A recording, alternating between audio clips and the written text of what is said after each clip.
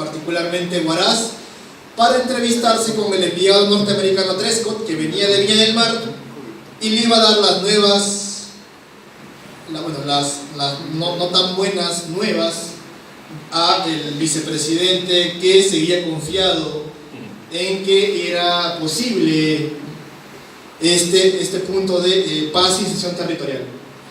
Y bueno, el segundo momento va a ser cuando prácticamente esas expectativas son defraudadas, porque Trescott no les ofrece nada, y más bien pierde un punto valioso de oro Montero, porque en el mes de mayo se entrevista con Trescott y en el mes de junio se entrevista con Carrillo. Campero había visto que había llegado a un punto muerto de relaciones con el Perú.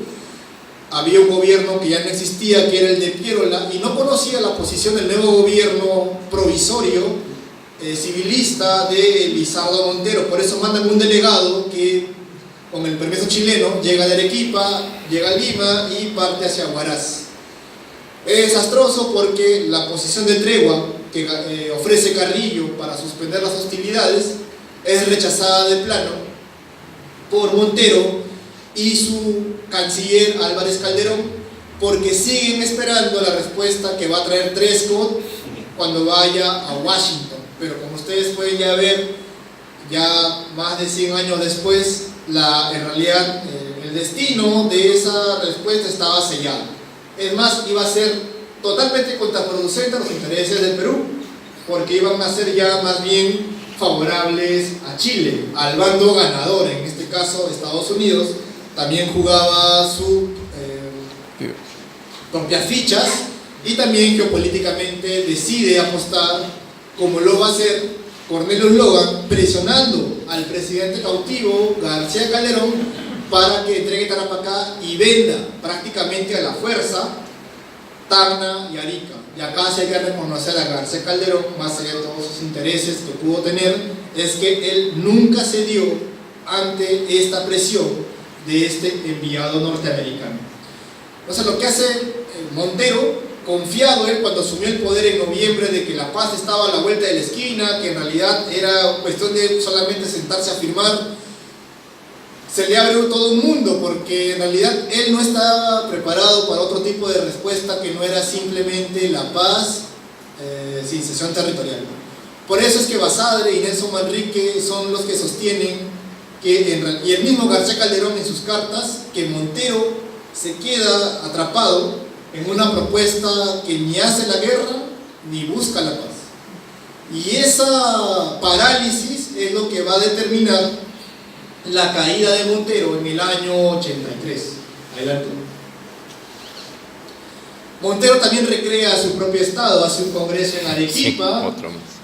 También revalida, en este caso, la Constitución del 60, tiene un ejército tanto en Arequipa, que es nutrido por armamento que es traído desde Europa por una importante coordinación entre diplomáticos y el apoyo boliviano, y que estas armas al final se pierden en manos chilenas porque nunca son puestas al servicio del ejército del centro. En realidad fueron más de 5.000 fusiles Remington, cañones Crab, sables, todo eso, como va a decir el diplomático Manuel María del Valle, que se encuentra como miembro del país en La Paz. Todo eso se perdió irremediablemente en octubre del 83, cuando ingresa el coronel Velázquez a Arequipa. En realidad da mucha frustración, tantas armas, tantos años, tanto esfuerzo de los diplomáticos por burlar el control argentino, europeo, chileno, y cómo este armamento no es puesto al servicio de Cáceres, que entrega sus vidas con la de sus tropas en Huamachuco, perseguido por 3 expediciones chilenas enviadas desde Lima. Entonces, como ya se dio cuenta en este caso Montero de que de Estados Unidos no iba a conseguir nada, lo que él busca ya muy tardíamente es la mediación europea. Pide a Francisco Rosas, que era su representante diplomático en Europa, que busque la respuesta, si podía en este caso Londres o París participar en esta mediación, tratando de rememorar quizás lo que pasó en Miraflores con lo que hizo Pierola, para buscar una suspensión de hostilidades pero eso ya, como les dije, el reloj ya había marcado la hora y era muy tarde poder revertir toda esa inacción que en realidad le costó mucho al país en este desenlace. Adelante. Chile no lo reconoció nunca. Campero apoyó hasta el final, pero estuvo muy presionado por grupos dentro de La Paz para que rompa la alianza ante un gobierno muy debilitado. Y que, como les decía, lo interesante aquí es ver una segunda generación de jóvenes que tienen para ese momento entre 30 y 40 años del civilismo. No habían sido diputados ni congresistas, tenían una experiencia, bueno, ganan la experiencia política y son los que 20 años después van a tener presencia dentro del escenario nacional. Hablamos de Manuel Nicolás Valcárcel, que va a tener el control de la Cámara de Diputados hasta el año 96. Y ya no va a ser civilista, rompe con el civilismo, conforma la Unión Cívica, que es otro grupo parlamentario, y Manuel Catapo, que llega a ser presidente de la República en 1903, que es el año que también fallece. Entonces, adelante. Estos son los rostros de los diplomáticos que hicieron posible burlar el cerco chileno de Blaise Gana, y que burlaron también la administración Roca en Argentina para trasladar al lomo de mula todas estas armas desde Buenos Aires hasta La Paz y por tren enviarlo hasta Arequipa. Manuel María del Valle, embajador peruano en La Paz; señor Chacaltana, agente confidencial en Buenos Aires; y Francisco Rosas, embajador peruano en París y Londres. Adelante. En el caso de Iglesias hay un punto determinante. Mientras Montero se perdía entre la indecisión y no definía una postura clara frente a Chile y Estados Unidos, hubo quien, en este caso, representara los intereses de la clase terrateniente en el norte.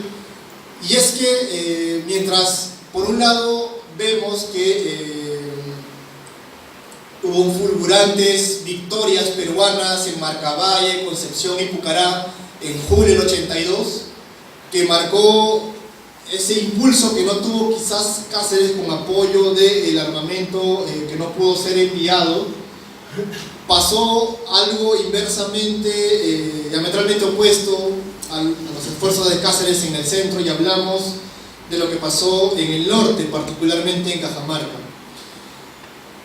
Todos recuerdan quizás la batalla de San Pablo, que fue en el mismo mes de lo que pasó en el centro, y que va a marcar una represalia y una represión muy fuerte por parte de Lynch y Jovino Noboa con estas victorias peruanas. Van a capturar a los principales políticos peruanos y van a acompañar a García Calderón en el destierro en el sur, y los van a colocar en diversas regiones de este país, Rancagua, entre otros puntos. Y en el caso del centro también mandan una expedición, pero particularmente en el norte mandan a una fuerza militar que, adelante, va retrocede por favor, va prácticamente destrozar la ciudad. Queman la iglesia, las fuerzas que tenía Iglesias parten hacia Chota, porque no pueden hacer frente a la envergadura de las tropas que son dirigidas por las fuerzas chilenas. Entonces, lo que hace Iglesias es tomar una decisión, y la decisión para él se expresa en el manifiesto de Montagne el 31 de agosto del año 82, la misma fecha que Montero llegaba a Arequipa.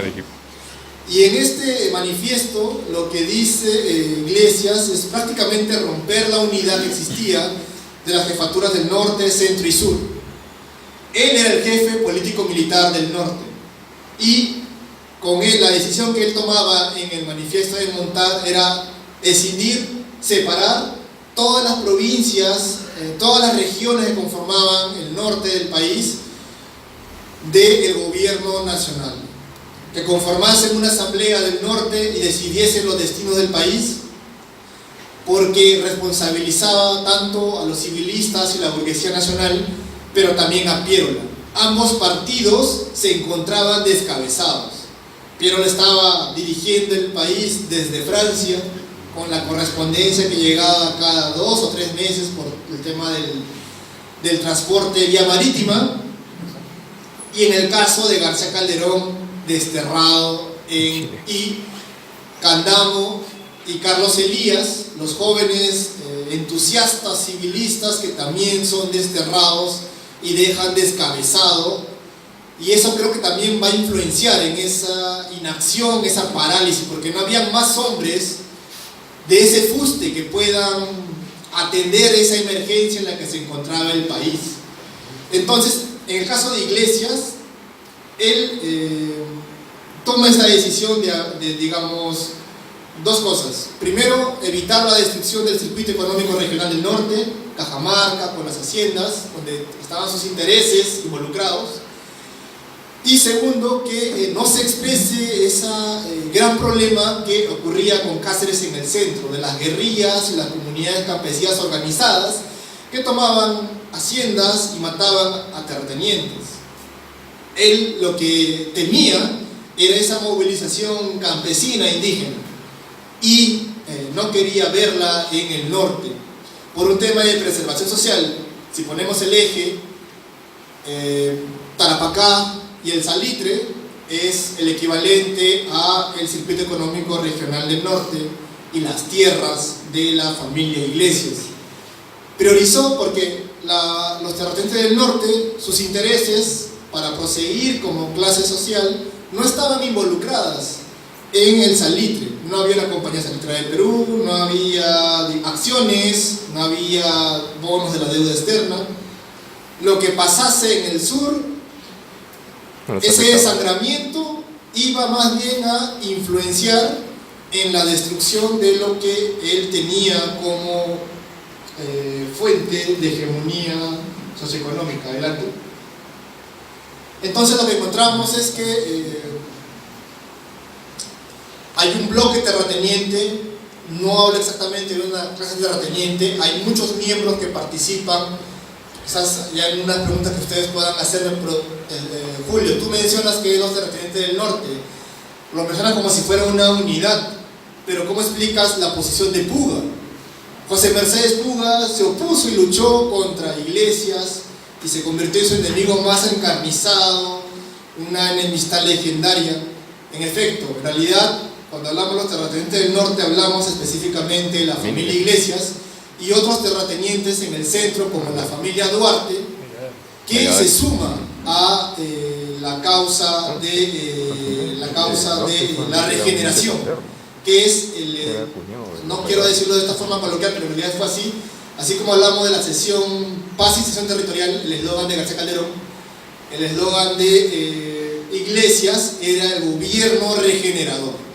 Es decir, regenerar la nación peruana, refundar la república de todos los vicios que tuvo, la corrupción, la pérdida de las riquezas. En realidad era refundar la república bajo una nueva perspectiva. Tuvo mucho el apoyo del pierolismo.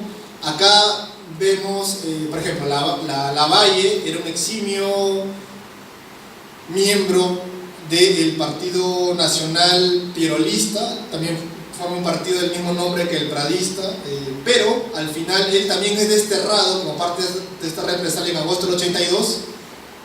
Es invitado por Iglesias, tomando el nombre de que ambos perdieron a sus hijos, a los mejores hombres que tuvo dentro de la clase que ellos tenían. Tanto Alejandro como el hijo de Lavalle convocan estos sentimientos, entre otros, al tema de que hay un desprendimiento para que Lavalle, porque una operación de esta envergadura, obviamente un terrateniente como Iglesias no tenía esa formación y ese horizonte diplomático, ideológico para poder sellar. Y en este caso Lavalle tenía toda esa experiencia que había tenido tanto en Chile, en Brasil, en Alemania, como diplomático.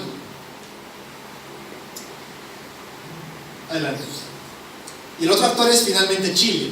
Chile convierte a Iglesias lo que no pudo hacer con García Calderón, su juguete. Su juguete en el sentido de que aceptó todas las condiciones de paz que fueron ofrecidas. Hablamos de la entrega constitucional de Tarapacá, que la deuda sobre la que estaba grabada el salitre a los acreedores de la deuda externa, la debería haber pagado Chile, ¿verdad? Pero la pagó el Perú.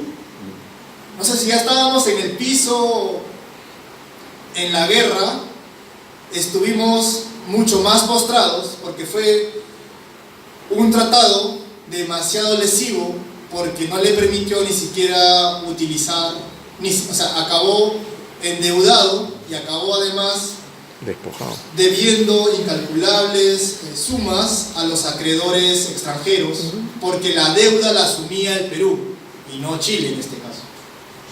Entonces, como les decía, tenemos lo que le impulsó a Iglesias a apoyar esta ruptura de relaciones con Montero. Es más, justo conversaba, recuerdo, con acá el amigo Jorge Chan. ¿Y por qué Iglesias tomaría esta postura si semanas antes había una relación de cordialidad entre Montero e Iglesias? Y es que en realidad, cuando Montero le encarga, antes de partir a Huaraz, el puesto de jefatura del norte a Iglesias, no era gratuito, era condición de que sellase la paz lo más pronto posible. Y eso no pasó. Ocurrió la represión chilena en Cajamarca y Iglesias tomó la postura que ya les había indicado. Primero convoca a una asamblea en el norte, que son en realidad muchos sus apoderados, familiares, quienes son, digamos, los diputados, y que aceptan su renuncia como jefe político-militar del norte, pero aceptan su designación como presidente regenerador de la República. Entonces, para el año 83 teníamos nuevamente dos presidentes, Iglesias en el norte y Lizardo Montero en el sur. Adelante. Estos son los hombres que hicieron posible echar a andar toda la maquinaria que exigía la inexistencia de un Estado. Hablamos en primer lugar Mariano Castro. Muchos piensan que solamente fue Lavalle, pero no fue solamente Lavalle. La cuota de Iglesias como terrateniente para conocer desde una perspectiva de esta clase social, no solamente la diplomática, era Mariano Castro, familiar de Iglesias, vinculado a la familia Iglesias, quien es el segundo negociador que muy pocos recuerdan. Todos recuerdan siempre a Lavalle, porque Lavalle es quien suscribe como canciller, pero quien hizo posible darle forma y perfil a lo que es el Tratado de Ancón, que se sella en octubre del 83, es el antecedente, que es el protocolo de mayo del 83. Y el protocolo, ¿quiénes lo forman? Mariano Castro y Lavalle. ¿Quién era el cerebro cabildero que movía las redes en las sendas políticas? ¿Quién era el que escribía los pronunciamientos? El hombre que estaba en la Asamblea del Norte y que también estuvo en la Asamblea Constituyente, que va a aprobar finalmente, legitimar y legalizar el Tratado de Ancón del 84, es Julio Hernández.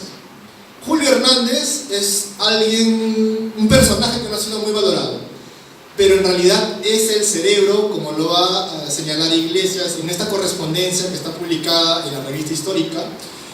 Toda la correspondencia que tuvo Lavalle con Iglesias muestra el papel importante que tuvo Hernández en estos juegos para conseguir la unanimidad.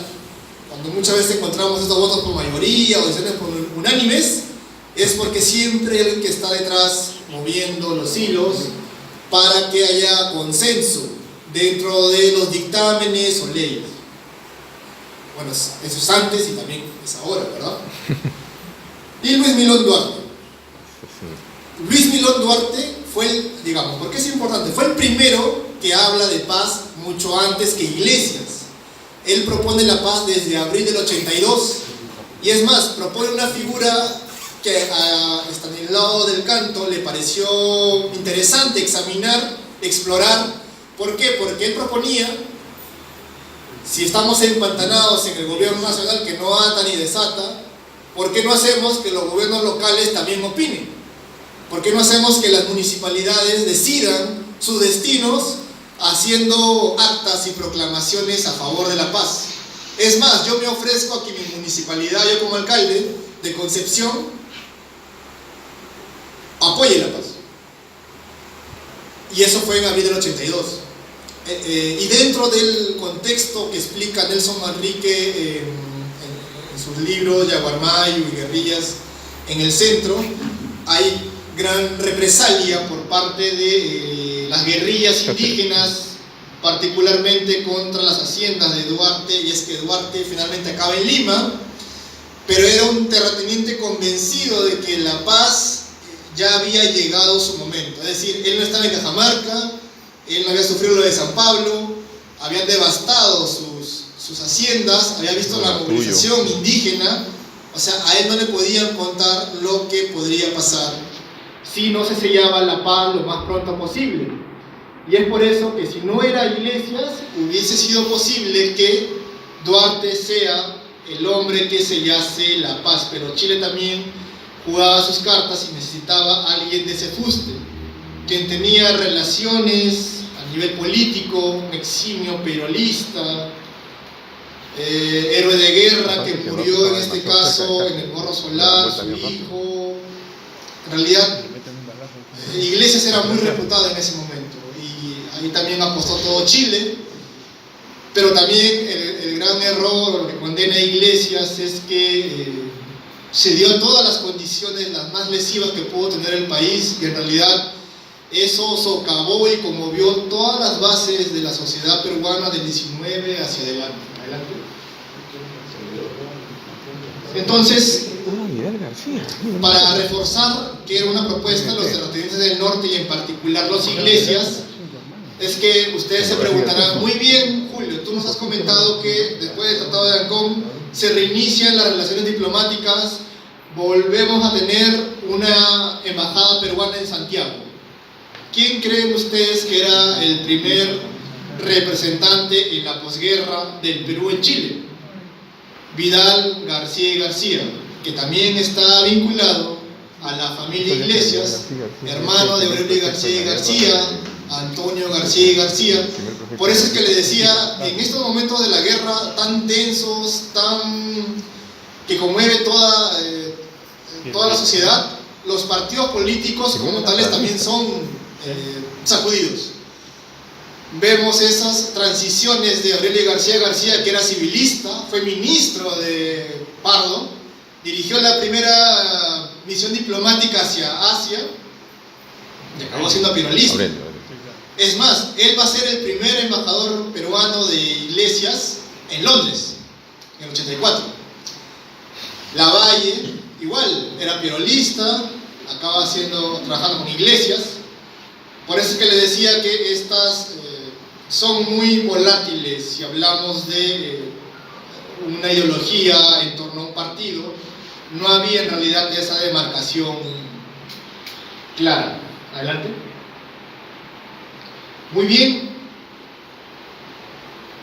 ¿Qué tenemos como experiencia en realidad?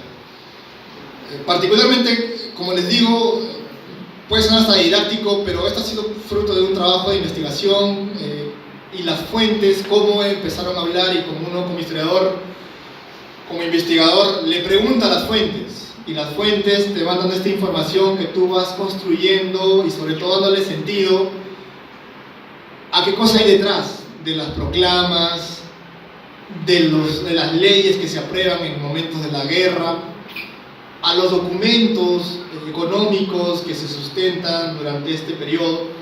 Y es que en realidad lo que vemos es que hay dos claras posiciones. Hay en primer lugar una posición que es representada por la burguesía limeña, que políticamente se ve en este caso caracterizada por García Calderón primero y después por Lizardo Montero. En este caso, el Partido Civil, que es el partido que lo representa, nace en el 71, gana el gobierno en las elecciones, sucede a Balta. Hay una gran expectativa de este gobierno, pero esa expectativa popular que acaba con la muerte de los Gutiérrez, que matan al presidente Balta, acaba con muy baja aprobación y es hasta rechazado Manuel Pardo. Y esta movilización popular se retrata mucho en un aspecto que no ha sido muy estudiado. Hubo una gran reprobación popular con respecto al Congreso en el 77, y eso no ha sido muy estudiado, y dentro de ese hastío de la población remarcaba siempre el papel del partido civil como responsable de la crisis, porque ya se había agotado el guano, el salitre estaba decayendo, y, o sea, ya estábamos muy mal. Y que, digamos, podía empeorar eso, era una guerra, ¿verdad? Y pasó en realidad. Fue una crisis muy, muy grave que marcó la historia del país, pero el proyecto como tal, si hablamos de un proyecto nacional, que en este caso inicialmente propone Carmen McEvoy en su libro sobre Manuel Pardo en los 90, en realidad ahí hay mucho que debatir, pero particularmente a la luz de las investigaciones y las fuentes, en realidad fue un proyecto vertical, fue un proyecto sujeto a su tiempo, que está más sustentado en poder refrendar como horizonte del país, sustentado básicamente en la fuente de hegemonía que representaba el salitre en Tarapacá. Este proyecto como tal, que nace con Pardo, es liquidado, pulverizado, destruido con la guerra, porque ya no hay más salitre, ya no hay más guano. Tiene que reinventarse el país y la sociedad sobre qué nuevos recursos tiene que caminar la reconstrucción. Y eso le costó mucho a los padres de nuestros padres, y hoy estamos aquí. Adelante. La otra visión que encontramos es la posición de los terratenientes, y creo que también es importante analizar. De hecho, yo agradezco mucho las facilidades para poder acceder a la información que encontramos en Cajamarca. Fue una documentación muy valiosa que nos permite también conocer las voces de las regiones, porque muchas veces la historia y sus documentos están centralizados en Lima. Hablamos de la burguesía limeña y hablamos también de centralismo. Pero en el caso particular de Iglesias, yo pienso que deberíamos trascender al calificativo fácil de traidor. Obviamente hay una calificación a la luz de los hechos, pero como historiador yo quisiera que me acompañen a este análisis de qué cosa hubo detrás de esta decisión de Iglesias. Y en el caso de Iglesias, lo que encontramos, y yo les recomiendo la lectura del epistolario de Manuel Candamo, donde encontramos en estas cartas íntimas que le dirige Candamo, desterrado, preso en Chile, a su esposa. Bueno, Teresa Lores. Es muy rico porque de una manera muy personal nos muestra la posición que le nace lo más hondo a Candamo, no solamente como político, sino también como parte de la burguesía limeña, de esa clase social. Y en este caso lo que hablaba era, no había una relación de igualdad simétrica, a pesar de que ambos eran la clase dominante entre los terratenientes y la burguesía limeña. De hecho, había un tácito acuerdo en que las regiones eran controladas por los terratenientes y las grandes finanzas eran controladas desde Lima. A pesar de lo que podemos hoy ver, no había ese peso que tiene Lima sobre las regiones, y esto lo explicamos desde lo que pasó con la independencia del Perú, que se sella en Ayacucho 3 años después, y lo que pasa con la guerra con Chile. Cae en Lima, pero no es que sea el fin de la guerra. La guerra acaba en el 83. ¿Qué quiero decir? Que en los años del siglo XIX, para la época de la guerra, encontramos dinámicas de circuitos económicos regionales que tienen esta independencia, esta autonomía. Tenemos en la parte norte las haciendas azucareras, tenemos también la parte norte, ya no costas, en la Sierra Norte, la dinámica que tiene Cajamarca y su economía, agricultura y ganadería. Tenemos la Sierra Central, que siempre tuvo esta relación muy íntima con Lima, de proveer, en este caso, las fuentes de alimentación, y también un intenso comercio. Y en el caso del sur andino, el tema que hace de la exportación hacia el exterior de las lanas, como dice Nils Jacobsen, un investigador de Puno y Arequipa, que es un circuito que que tienen también esta autonomía y que son estos 5 circuitos que vamos mapeando y que van trabajándose en esta parte de nuestro país cuando estalla la guerra. Entonces, la posición que tienen los terratenientes, particularmente en la familia Iglesias, no tiene esa proyección como quizás la pudo tener la burguesía limeña y un proyecto nacional. Hablamos, creo que exagerando un poco, ese proyecto que se denominó pomposamente el gobierno regenerador, no era sino solamente el tema de una proclama en realidad, porque no tenían los hombres, me refiero académicamente, me refiero políticamente, que sustenten ese proyecto y que lo tenía la burguesía limeña. San Marcos, comerciantes, relaciones internacionales, que no lo tenían los terratenientes, del norte particularmente, como les digo. Entonces, esta alianza entre la burguesía limeña y los terratenientes era básicamente en un control social de las regiones, porque si ustedes ven, cuestionan los dos proyectos, pero para nadie mencionaba la visión de las comunidades indígenas. Y que, por cierto, hay estos atisbos de que sí existieron, después de este debate que hubo entre Manrique y Heraclio Bonilla, que en este caso Nelson Manrique encuentra que hay hasta una federación de comunidades que llegan a plantear una visión propia de nación, diferente a los proyectos del civilismo o de los terratenientes. Pero eso es materia ya de otra conversación. Adelante. Finalmente, ¿qué pasa cuando ambas visiones se confrontan? ¿Dónde podemos ver eso? Y el laboratorio excelente para poder ver esta contraposición de propuestas es un escenario que sea álgido, un escenario que sea convulsionado, un escenario que conmocione al país, y el escenario fue la guerra. La guerra mostró todas estas problemáticas que estaban latentes, que afloren y que se muestren en su real crudeza. Por eso es que cuando los historiadores mencionan que la guerra tiene estos capítulos donde se muestra la miseria, la mezquindad, pero también se muestra la nobleza, la entrega, y eso, creo, esos extremos es mucho lo que nos ha mostrado lo que pasó en nuestro país durante estos años del siglo XIX. Entonces, este enfrentamiento es lo que vamos a encontrar dentro de estos gobiernos políticos que en realidad son las representaciones de las pugnas en la hegemonía de estas clases sociales, de conducir al país, ofrecer su discurso al país diciendo que el camino que ellos mostraban era el camino que era el mejor para la nación, para el Perú.